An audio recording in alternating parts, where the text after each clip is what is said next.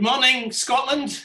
My name is Ian Welsh. I'm Chief Exec of the Health and Social Care Alliance Scotland, and we are talking this morning to SallyAnn Kelly from Aberlour and young Morgan, who is going to tell us a wee bit about her work with Aberlour as well. Before we start, just to say this will be broadcast on our digital platform, Alliance Live, and will be the latest in a long line of interviews from people across the sector. The Alliance, as you may not know, is the strategic intermediary for health and social care organisations in Scotland, and we work in partnership with the Scottish Government, for whom we have been a critical friend over the years.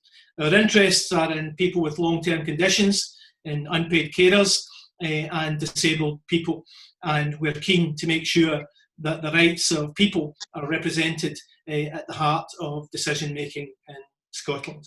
And I'd like to introduce you to SallyAnn Kelly from Aberlour.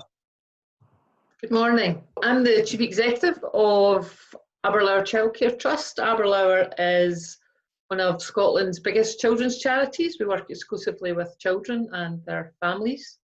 We've got a particular interest in relation to children who are living with challenges as a result of living in poverty, experiencing a range of adversities.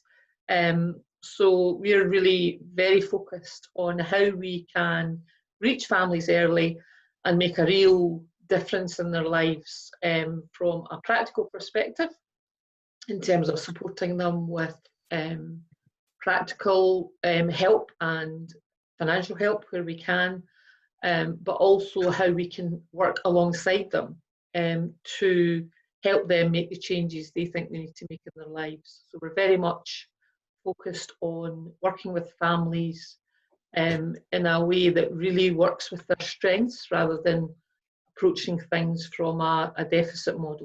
Thanks very much, SallyAnn, and I should say you yourself have a distinguished black background in young people services, having previously worked in local authorities, but also with Barnardo's, and you're a standard member of a range of government task force on children and young people, and I hope we can touch on that as we go. I'd also like to introduce Morgan to you. Morgan's going to say a wee bit about herself and the work she does with Aberlour. Hi, I'm Morgan. I am a young person / relief youth worker for Aberlour.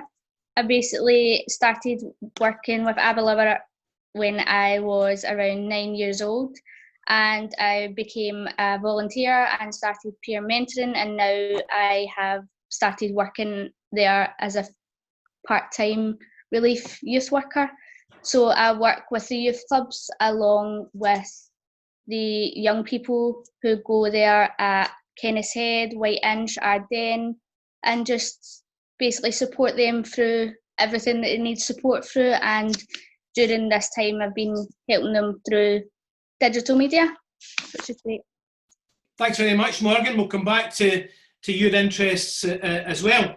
SallyAnn, maybe you could tell me a wee bit more about the Aberlour services throughout Scotland, and perhaps a wee bit about its history as well. Yeah, Ian. I mean, Aberlour is over 140 years old. Started off as an orphanage in the village of Aberlour, so that's where we get our name. And since the 1970s, really, we've diversified away, not away from, because we still do residential care for children, but we've included a lot more approaches in the way we work with children. So we have residential children's houses across the country. We also do deliver foster care to children. And we have a whole raft of community-based services which are around either children with disabilities or complex needs, or families that are struggling within the communities. So a lot of families that are impacted directly by poverty and disadvantage, and we support them. We also run the Scottish Government's service for unaccompanied asylum-seeking young people. who come into the country, the guardianship service, which is a well-known service in Scotland. So we've got a whole raft of services there. The kind of philosophy that we have as an organisation is about how we support children and families early to try to avoid their needs escalating and becoming more acute. So we fundamentally believe that if families are given the right support at the right time, then they can work their way through any challenges that they might have in the vast majority of cases. So it really is a strengths-based approach. It's about getting alongside families. It's not about parachuting in and, you know, presenting solutions to them, so-called solutions that they haven't actually been involved in trying to create. It's actually about listening, working alongside and being with them on their journey to change their circumstances, rather than thinking that we have all the answers, because we don't. Yeah, and a fantastic service in Prestwick, where I live, SallyAnn, and I'm old enough to remember when you started in Prestwick on a piece of land that had, in my earlier days as a councillor, had been a bit of open waste ground. So fantastic service in Prestwick, and if that's the same across the country, and I know it is, that's the value of Aberlour to the country. I wonder if you could address the issue of how COVID-19 has been affecting your families currently. So there'll be a range of responses. I suppose organisationally, when it became clear that the pandemic was inevitably coming to Scotland, as a chief executive, I needed to bring our teams together and really think hard about what we needed to do. It was pretty obvious to us as a charity, with already having a focus on poverty and disadvantage, that sadly a global pandemic would be likely to have disproportionate impact on poor families, disadvantaged families, the very families that we work with. So we wanted to put an urgent, rapid response in place, not just for families that Aberlour work with, but for families in the community who were going to be directly impacted. So from a strategic point of view, I went to the board and I said to my board, look, this is going to hit hard. We need to really try to do what we can from where we are for families in Scotland. And they released some of our reserves to put to our Urgent Assistance Fund. We have an Urgent Assistance Fund, Ian, that's been running for about 5 years now, and it's basically financial help that gets to families at the point that they need it. Not just Aberlour families from all over Scotland, actually. So our board said, well, okay, we'll donate £100,000 to the fund, and we then said, well, on the back of that, we'll do a fundraiser. So we've been working really hard to try and get money in to the organisation, and since the middle of March, we have paid out more than £200,000 in direct awards to families. We've made 792, well, up to the 10th of May, we had made 792 grants to families. We're looking at, on a weekly basis, an increase in referrals to that fund during COVID of over 1,000%. So it's very, very significant. And we've had some great support from trust funds and from Scottish Government, who have donated £100,000 to the fund as well. So we took the fund from £50,000 in the middle of March to north of £500,000 just now, which is really significant. Within our services, we also wanted to think about how we needed to change how we worked in order to keep Aberlour open, if you like. There are some of our services where we look after kids 24 hours a day. Those wouldn't and shouldn't close. So we needed to look at our working practices to make sure the children and the adults were as safe as possible. So we made some changes there. We've invested in IT within Aberlour over the past 5 years quite significantly. We've also got a Transforming Together approach, which is about modernising how we do things in the organisation, not just from an IT perspective, but across our whole culture and system about how we work much more effectively together and with external organisations. And we were in the midst of really finalising that plan. COVID-19 really brought an urgency to that and forced us to look at actually how do we expedite that? How do we go to a situation where actually our people very quickly and rapidly can become comfortable with video technology, not just in terms of how we speak to each other within the organisations, but how we work with families. We've encouraged our staff in the services to use WhatsApp, to use texting, a whole variety of different mechanisms for keeping in contact with families. And the other thing that we've done is we've reorientated the actual support. So where many of our services are much more involved now with the local resilience networks and actually providing food and power cards and various things to help families that are in dire need. And the result of all of that is that actually every single service in Aberlour has remained open. We haven't closed any services, we haven't furloughed any staff, and we're making sure that we can keep providing as much as possible, even our short break services for kids with complex needs and disabilities all remain open. They're not working to the same level, so we don't have as many children coming through. You tend to get one child in a night rather than maybe 3 or 4, but at least for those families in greatest need, that service has remained open for them. And before I go to Morgan, just to comment about that, Sally, I mean, that is an astonishing story about how you've parlayed £50,000 into £500,000 for urgent assistance. It's a tribute to your organisation and to the agility and drive and passion of the third sector, frankly, to be able to do that. But Morgan, maybe you could talk to us a wee bit about the impact on the Glasgow Family Service and Youth Point in particular.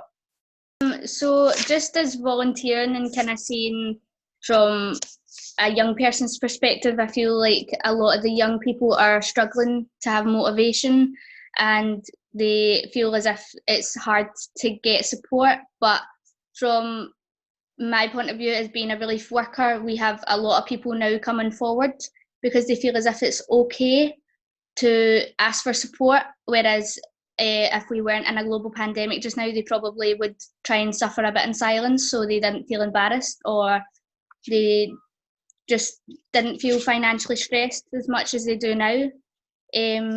But I feel like a lot of people are coming forward now for food packages, for top-ups, for assistance even just to keep them motivated through the week, for activities. We have some Facebook pages ongoing for Aberlour, for the Youth Point. We have White Inch involved, we have Ardennes involved, Kennishead, we have Govan Youth Point involved, and we have the youth workers on just giving out daily exercises or motivational quotes. And we're also started building up goodie bags, which are including things like your essential needs like sanitary towels, and then maybe some treats along the way as being a sweet, some pens, something to colour in, and just something to keep them motivated throughout the rest of the time being. And hopefully it keeps them a bit happier, because I feel like a lot of them are sinking a wee bit and going down the wrong paths a little bit more because they feel as if it's the only way for them to go. But we're giving all the support that we can to the families, and we're keeping them connected, trying our best not to lose any family or young people. We are still here, and I think most of the young people know that. We're just here to keep them safe. Thanks very much, Morgan. And that emphasis on maintaining the mental health of young people is crucial as we move forward through this crisis. I'm sure the mental health impacts will be with us for a long time. To pick up on another point, SallyAnn, in relation to the Urgent Assistance Fund, you mentioned earlier that Aberlour has had a long tradition of dealing with child poverty, and we know that fuel and food poverty are crucial. Have you been trying to campaign a bit harder on that for the last while as well? Yeah, we have, Ian. I mean, we've obviously Aberlour's goal influencing campaign at the moment and has been for the last year actually, which our Morgan featured in, was around no bad ends. It was based on some research that we had done with Morag Trainer from Heriot-Watt University, where she had looked at some of the statistics around early deaths, and the conclusion of that was that if you were in a poor area, you were 3 times more likely to be dead by the time you're 25 than if you had lived in an affluent area in Scotland, which is quite a staggering statistic. Not a great surprise for many of us that have worked in anti-poverty and children's services for many years, but it really was a call to action for some, and we've campaigned on that, and Morgan fronted a fantastic campaign in relation to what we called no bad ends, and an argument that poorer children needed the same chances as other children in our society. I was going down the wrong paths. I was going through a lot at home, so it was kind of hard to keep my head in the right place. When I first met Johnny and Julie, they wanted to help, and I didn't understand why they wanted to help me. A lot of the gangs were fighting a lot in the main street. A glass bottle had smashed right at my feet, and there was tiny shards of glass stuck in my trousers. And that's when I decided that I didn't want to go down that road. I was never one to expect myself to go to university, but I applied for law and I got into University of West of Scotland to study law. If I hadn't met Johnny and Julie and hadn't started working at Aberlour, I get quite scared to think about it, trying to understand if I'd be into drugs or addicted to alcohol, or even worse, in prison or dead. We've also been working very closely with the Poverty Alliance, Child Poverty Action Group, One Parent Family Scotland, amongst others, to influence politicians to make different and better decisions. We come from the perspective that poverty is a political choice, and that we want to continue to put pressure on governments, including the Scottish Government, to do more for families. They have done lots of good things in terms of early start grants and their commitment to the child payment in Scotland, which unfortunately has been delayed again. Our argument is that through the pandemic, the lives of children living in poverty will be blighted further, and we need an immediate response. So a letter went just last week actually to the First Minister from over 100 organisations, including Aberlour, to try to convince the First Minister to make this a political priority, even in the deepest point of a pandemic, to look at our children, our most vulnerable children, and offer them a way out of some of the challenges that they face in terms of poverty.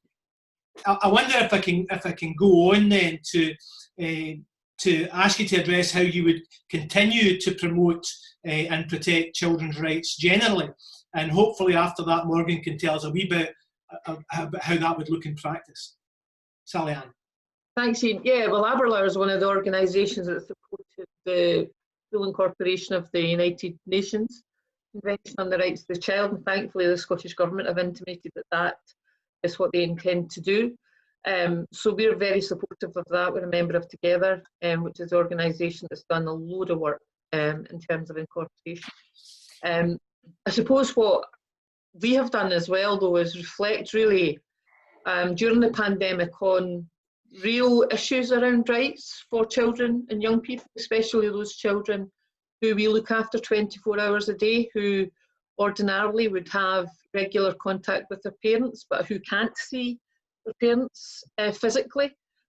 So we've had to make sure that we put in place mechanisms to ensure that those children's rights are protected. And they do maintain contact with their parents. We've had stories of children, being able to maintain contact via electronic devices. We have invested £15,000 of the charity's money in providing electronic devices to families who didn't have any means of keeping in touch with the world outside.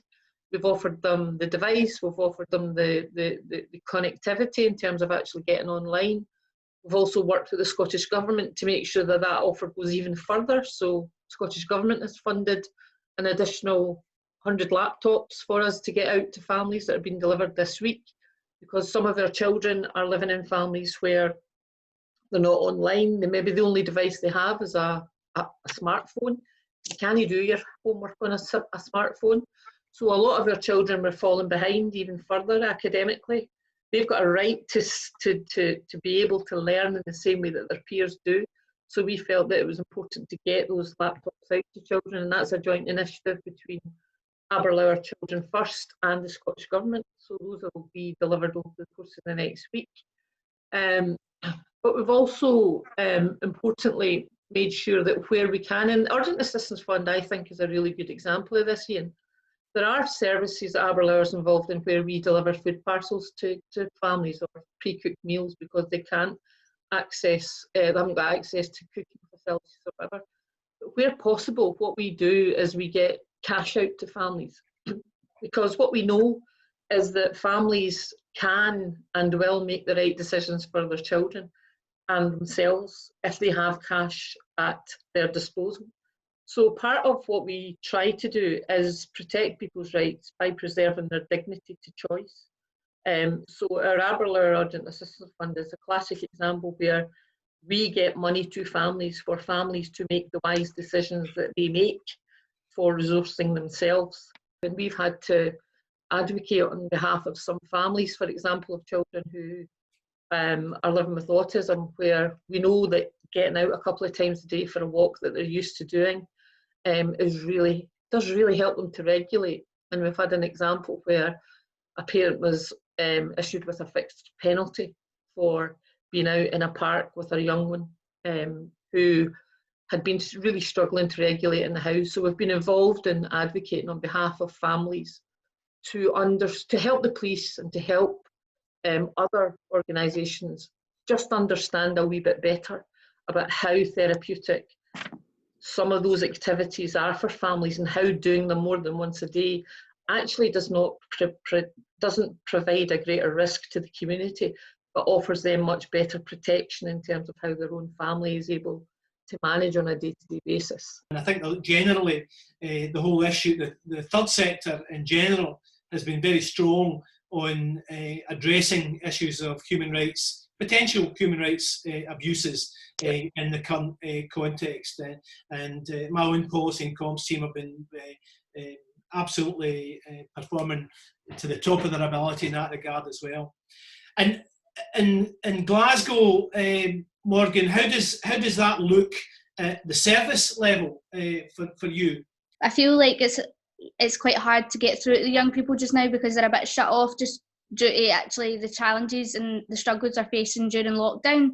But we've made it very important and very clear to them through things like social media, WhatsApp, or even just on the phone on a weekly checkup that it's very important that they have our contact information close to them. We've also made it very clear that they can contact us whenever they may need, or any of our colleagues for, say, if we weren't on that day, if we were on holiday or so on. And we have still been delivering the food and the top-ups during the pandemic through many different days of the week. For such, it'll be different days for different services. And I would feel like the motivational quotes and the motivational tips and tricks throughout the week on Facebook or WhatsApp, we like to keep them energized, so we try and promote them to go outside for an exercise, a walk, or we do some football challenges which are going on in the Glasgow Youth Point service just now. We have some football challenges every week and they get to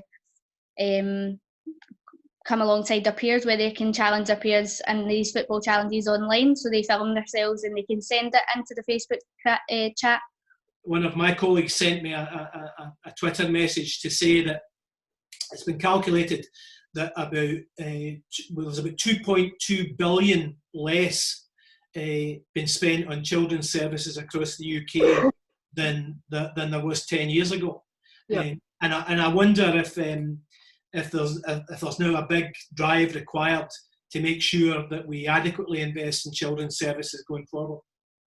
I think anybody that works in children's services can see the impact of that, not just in the charitable sector actually. there'll be a corresponding impact in the public sector as well.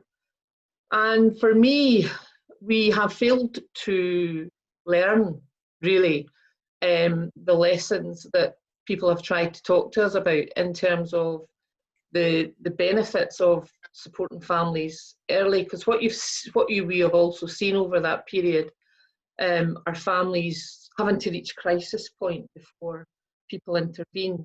When we know logically that if we intervene earlier, then those families can be supported not to enter into crisis situation.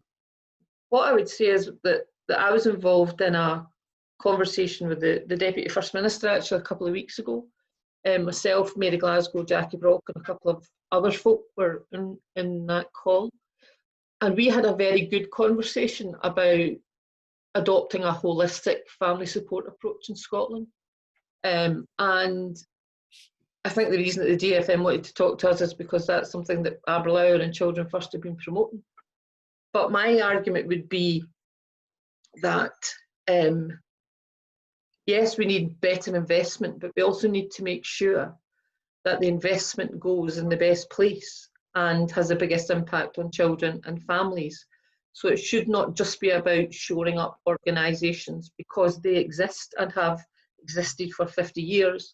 It should be about really understanding what is it that children and families need. For some families where there isn't the same spotlight on them from statutory services, they are telling us they feel less stressed, more able to function as families, and less judged. So there is something fundamental about how we take what it is we want to offer to families to those families. So yeah, money is something. You don't get 10 years of austerity without impact on families. But actually, let's not lose sight of the fact that we need to make sure that we are convinced and families are convinced that the money that's going into the system is being spent in the right way to make sure things improve. Thanks, SallyAnn. I'm going to take you to the last part of the interview and ask you a couple of unexpected questions. Morgan, I'm going to ask you a question about how you, as a young person, see yourself going forward. And I know you've got plans. You've got plans for your future, and maybe you could tell us a wee bit about that. So I have been supported by Aberlour for as long as I can remember, whether it be the whole organisation or just my own 2 youth workers from when I was younger, John and Julie. I did start off by planning my future of going to university to study law, but I have had a sudden change of heart and I have decided that I want to become a full-time youth worker in the future. So I have decided to attend Stirling University, hopefully in September, depending on how long the pandemic lasts, to study sociology and criminology, and hoping to still be working with Aberlour in the future ahead. Thanks, Morgan. Just to say, you're a credit to yourself and to your family, and you're a credit to Aberlour. And finally, for you, SallyAnn, this is a leadership type question. I'm going to quote you something from a management and leadership guru. And this gentleman says this: my experience is listen, see, feel, and then think about what you change. Your first task is to identify who said that, and your second task is to tell me, after having listened, seen and felt, what is it you think you're going to change in Aberlour over the next couple of years? So this could be a trick question, Ian, but I'm hoping that it's not, and I'm hoping the answer is Jurgen Klopp. I like him because he's humble, and I like him because he's very self-reflective, I think. But actually, he motivates people with real compassion and humanity, and that's what I like about Jurgen Klopp. I mean, at a big level, I from the age of 14 have been driven by a burning sense of injustice in terms of how our society is for the poorest and most vulnerable kids. So I suppose what I would want to be part of is a change that made children and families ordinarily have their views front and centre of public policy, so that when we make changes to institutions, organisations, the way things are done, the way money's allocated, that is driven by what people tell us they need and not by organisational vested interest. And I would like to be part of a movement that does that, and also focuses on the strengths that human beings bring, because I think for too long our citizens have, or too many of our citizens have felt excluded, have felt discriminated against, have felt silenced by organisations or cultures. And part of what I do in Aberlour, I hope, is promote a culture of openness and of honesty. We have very core values to our organisation that includes integrity and respect, but also challenge. So I do decide that as a leader of a big third sector organisation, I am in an immensely privileged position. And I understand that and recognise that. But what comes with privilege is responsibility, and it's my responsibility to give voice to people that wouldn't normally be given a voice. And if I can use my privilege for that purpose, then that's good enough for me, as long as the people that are hearing that voice listen and act to what people are saying. Thanks, SallyAnn. And thanks to both of you for taking part in this Alliance Live special interview today. Just to conclude by saying, a Scottish organisation that's 140 years old and still delivering positive outcomes for people in Scotland, keeping children safe, keeping families connected, and continuing to alleviate the impact of poverty. Aberlour is a shining example of what the third sector does in Scottish society today. I hope you'll tune in to our next Alliance Live interview, where somebody equally exciting will be here to talk about the virtues of the third sector. Thank you.